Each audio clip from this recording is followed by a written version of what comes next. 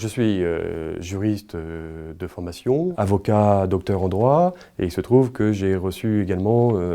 une formation en matière de sciences politiques. Donc j'ai cette connaissance transversale à la fois du droit et de l'entreprise, ce qui m'a amené au début de ma carrière à être avocat d'affaires. Puis dans un second temps, je me suis penché sur des dossiers dits d'espionnage économique où je me suis rendu compte de certaines lacunes du droit en la matière, et ce constat m'a amené à travailler avec le législateur et à théoriser un pan entier du droit du patrimoine informationnel de l'entreprise et des secrets d'affaires. Ce patrimoine informationnel secret est constitué de connaissances stratégiques de l'entreprise, de savoir-faire, d'avantages innovants et concurrentiels qui ne sont pas couverts par le droit de la propriété intellectuelle. Ça peut être à la fois un secret éphémère comme un secret qui doit rester pérenne,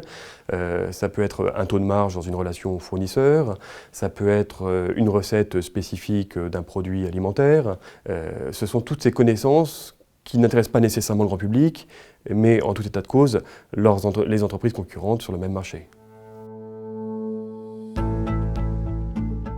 Donc, cette formation répond à ce besoin, à savoir former des cadres qui soient à même de pouvoir, au sein de l'entreprise,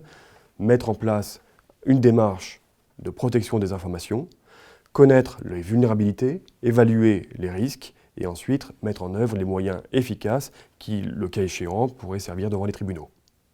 L'atout majeur de cette formation aujourd'hui, c'est d'avoir pu embrasser directement la directive nouvellement adoptée par le Parlement européen,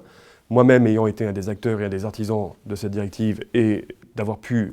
ici même, au sein de l'École supérieure de sûreté des entreprises, créer un module adapté, innovant et répondant aux besoins actuels des entreprises.